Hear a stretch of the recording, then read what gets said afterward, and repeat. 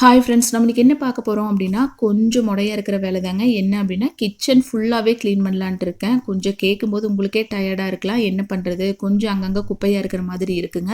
ஒரே மனசாக இன்னைக்கு முடிவு பண்ணிவிட்டு ஒரே வழியே க்ளீன் பண்ணி விட்டுட்டோம் அப்படின்னா கொஞ்சம் வேலை முடிஞ்ச மாதிரி இருக்கும். காலையில் சமைச்சிட்டு சாப்பிட்ற வேலை முக்கியமான வேலை அது இல்லைங்களா?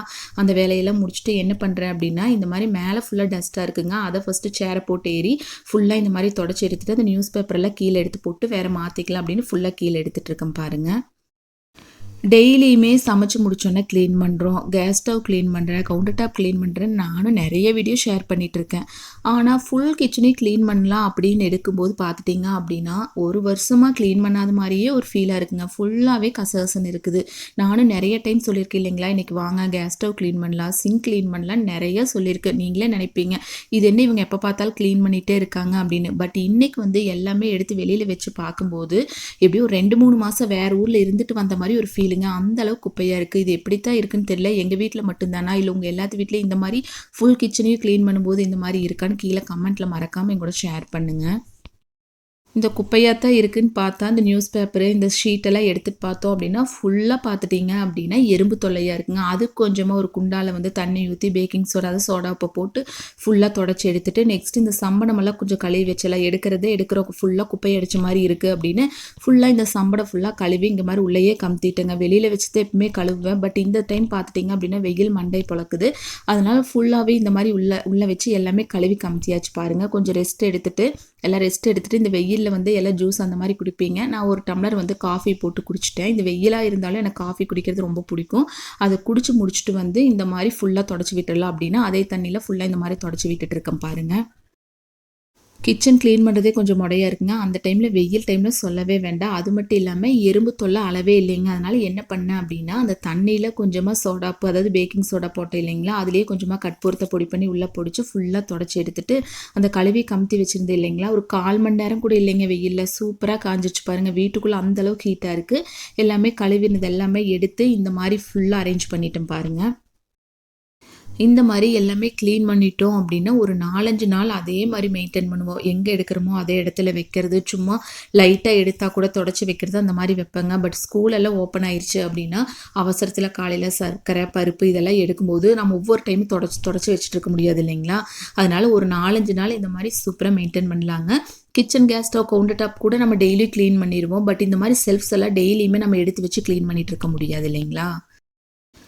எப்படியோ செல்ஃப்ஸ் எல்லாம் குப்பை அடிச்சாச்சுங்க. எல்லாம் பாத்திரமெல்லாம் அதெல்லாமே கழுவி கமுத்தி ஃபுல்லாக எடுத்து பருப்பு பச்சை பயிறு சர்க்கரை எல்லாம் எங்கெங்கே இருக்கோ எல்லாமே போட்டு எடுத்து வச்சாச்சுங்க. இந்த டைமில் ஒன்று கூட ஷேர் பண்ணலான்ட்டு இருக்கேன். என்ன அப்படின்னா நம்ம வந்து ஹேர் ஆயில் சேல் பண்ணிகிட்ருக்கோம். உங்களுக்கு வந்து வெள்ளை முடி இருக்குது, இளநரை இருக்குது, பெயின் தொல்லை, பொடுகு தொல்லை எல்லாத்துக்குமே சூப்பரான ரிசல்ட் இருக்குங்க. இந்த ஹேர் ஆயில் பார்த்துட்டிங்க அப்படின்னா நல்லெண்ணெயில் ஒரு 15 ஹெர்பல்ஸ் போட்டு ரெடி பண்ணி கொடுத்துட்ருக்கோம். இது எடுத்தோன்னே நான் யூடியூப்பில் போட ஸ்டார்ட் பண்ணலைங்க. ஒரு 2 வருஷத்துக்கு முன்னாடி எனக்கு ஃபுல்லாக ஹேர் கட் பண்ணி ரொம்ப ஷார்ட் ஆயிடுச்சு. என் ஹஸ்பண்ட்க்கு பார்த்துட்டிங்க அப்படின்னா ஒயிட் ஹேர் இருந்துச்சு. அதெல்லாம் ரெடி பண்ணுறக்காக நான் வந்து இந்த ஹேர் ஆயில் யூஸ் பண்ண ஸ்டார்ட் பண்ணேன். எனக்கு 2 வருஷத்துலேயே சூப்பரான ரிசல்ட் இருக்குங்க. அது ரிலேட்டடாக நிறைய ஷார்ட்ஸ் வீடியோ நான் ஷேர் பண்ணியிருக்கேன். நீங்கள் பார்க்கல அப்படின்னா ஃப்ரீ டைமில் செக் பண்ணி பாருங்கள். இப்போ அந்த வேலையெல்லாம் முடிச்சுட்டு நெக்ஸ்ட் கவுண்டர் டாப்பும் கையோட க்ளீன் பண்ணிடலாம் வாங்க. இப்போ இது நான் சொல்லவே வேண்டாங்க. ஆல்ரெடி நிறைய வீடியோவில் நீங்கள் பார்த்துருப்பீங்க. கம்ஃபோர்ட் வச்சு க்ளீன் பண்ணுறது, கோல்கேட் பேஸ்ட்டு, பவுட்ரு இந்த மாதிரி லிக்விடு நிறைய ஷேர் பண்ணியிருக்கேன். இதில் எது வேணால் உங்கள் வீட்டில் இருக்கோ கைக்கு எட்டுற மாதிரி எது இருக்கோ அதை வச்சு நீங்கள் ஈஸியாக க்ளீன் பண்ணிக்கலாங்க. பட் ரொம்ப எண்ணெய் பிசுபிசுப்பாக இருந்துச்சு அப்படின்னா இந்த மாதிரி கோல்கேட் பவுட்ரு போட்டு பாருங்கள். சூப்பரான ரிசல்ட் இருக்குங்க. டெய்லியுமே இந்த மாதிரி க்ளீன் பண்ண முடியல என்னாலையுமே டெய்லியுமே இந்த மாதிரி கோல்கேட் பவுட்ரு கம்ஃபோர்ட்டெல்லாம் வச்சு க்ளீன் பண்ண மாட்டேன். சமைச்சு முடிச்சதுக்கப்புறம் ஒரு டவலை தண்ணியில் நனைச்சி புழிஞ்சு எடுத்துட்டு ஃபுல்லாக ஒரு டைம் தொடச்சி எடுத்துருவாங்க, அவ்வளோதான். பட் 2 நாளைக்கு ஒரு டைமாவது இந்த வெயில் டைமில் இந்த மாதிரி க்ளீன் பண்ணிங்க அப்படின்னா இந்த எறும்பு தொல்லை ஈ தொல்லை இந்த மாதிரி பிரச்சனை எதுவுமே இருக்காதுங்க. கேஸ் ஸ்டவ் பார்க்குறதுக்கு நல்லா கண்ணாடி மாதிரி புதுசு மாதிரி இருக்கும். ஈரத்துணியில் தொடச்சிட்டு அப்படியே விட்டுட்டிங்க அப்படின்னா அந்த வாரியாக பிடிச்ச மாதிரி இருக்குங்க. அதுக்காக என்ன பண்ணலாம் அப்படின்னா இந்த மாதிரி வர துணி போட்டு ஃபுல்லாக தொடச்சி எடுத்துட்டிங்க அப்படின்னா அந்த டாட்டாக இல்லாமல் இருக்குங்க. அதே சமயம் பார்த்துட்டிங்க அப்படின்னா இந்த லைட்டாக ஒரு பேட் ஸ்மெல் இல்லாமல் இருக்கும். இப்போ கேஸ் ஸ்டவ் தொடச்சாச்சுங்க. கையோட இந்த அது பக்கத்தில் இருக்கிற இடத்தையும் நம்ம அதே மாதிரியே க்ளீன் பண்ணிட்டோம் அப்படின்னா அதுவும் நல்லா பளபளன்னு மின்ற மாதிரி நம்மளுக்கு ஒரு ஃபீல் இருக்கும். அதனால் என்ன பண்ணலாம் அப்படின்னா வேறு எதுவுமே இல்லைங்க. கை கிடச்சிது பார்த்துட்டிங்க அப்படின்னா கோல்கேட் பவுட்ரு தான். அந்த பவுடரையே கொட்டி தண்ணி ஃபுல்லாக ஊற்றி நல்லா க்ளீன் பண்ணியாச்சு. எங்கள் வீட்டில் உப்பு தண்ணி அப்படிங்கிறதுனால நான் நல்ல தண்ணி பிடிச்சி கழுவிட்டு இருக்கேங்க. உப்பு தண்ணியில் இந்த மாதிரி க்ளீன் பண்ணோம் அப்படின்னா இந்த கோல்கேட் பவுடரை விட நல்லா வெள்ளை கலராக தெரியும். அது க்ளீன் பண்ணுறக்கு அர்த்தமே இல்லாமல் போயிடும். அதனால் வந்து நல்ல தண்ணி ஊற்றி ஃபுல்லாக எல்லாமே க்ளீன் பண்ணியாச்சு. இத்தனை வேலையை செஞ்சுட்டு நம்ம க்ளீன் பண்ணிட்டோம். யாராச்சும் வந்தாங்க அப்படின்னா நல்லா வாசனையாக இருக்கிறக்காக ஒரு பில்டப்புக்காக என்ன பண்ணலாம் அப்படின்னா ஒரு பவுலில் கொஞ்சமாக பேக்கிங் சோடா, கம்ஃபோர்ட் ஊற்றி அப்படியே ஓரத்தில் வச்சிட்டோம் அப்படின்னா நல்லா சூப்பரான வாசனையாக இருக்குங்க. இதோட வாசனை கண்டிப்பாக கரப்பாம்பூச்சி தொல்லை கூட இல்லாமல் இருக்கும். ட்ரை பண்ணி பாருங்கள். ஃபஸ்ட்டு கிச்சன் பார்த்ததுக்கும் இப்போ பார்க்குறக்கும் உங்களுக்கு நல்லாவே டிஃப்ரென்ஸ் தெரியும்னு நினைக்கிறேன். சூப்பராக நம்ம கிச்சன் பாருங்கள் நல்லா பளபளன்னு ரெடி பண்ணிட்டோம். இந்த வெயில் டைமில் இல்லை அப்படின்னா கூட வெயில் முடிஞ்சு கூட நீங்கள் ஃபுல் கிச்சனை க்ளீன் பண்ணணும் அப்படின்னா நம்ம வீடியோ பார்த்துட்டே க்ளீன் பண்ணுங்கள். ஓகே ஃப்ரெண்ட்ஸ், கண்டிப்பாக இந்த வீடியோ ஏதோ ஒரு வகையில் உங்களுக்கு யூஸ்ஃபுல்லாக இருக்குன்னு நினைக்கிறேன். அப்படி யூஸ்ஃபுல்லாக இருக்குன்னு நினச்சிங்க அப்படின்னா லைக் பண்ணுங்கள், ஷேர் பண்ணுங்கள். நம்ம சேனல் இப்போ நீங்கள் ஃபஸ்ட் டைம் வர்றீங்க அப்படின்னா மறக்காமல் நம்ம சேனலுக்கு சப்போர்ட் பண்ணுங்கள்.